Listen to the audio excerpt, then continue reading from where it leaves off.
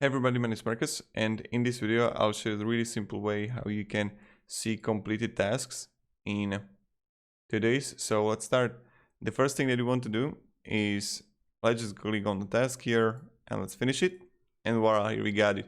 So when you're in a project, go to right top corner to the three dots here, and then you're gonna see here show completed tasks, and voila, it will automatically add you all completed tasks.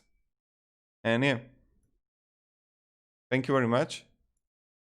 If you have any questions, guys, ask me down in comments.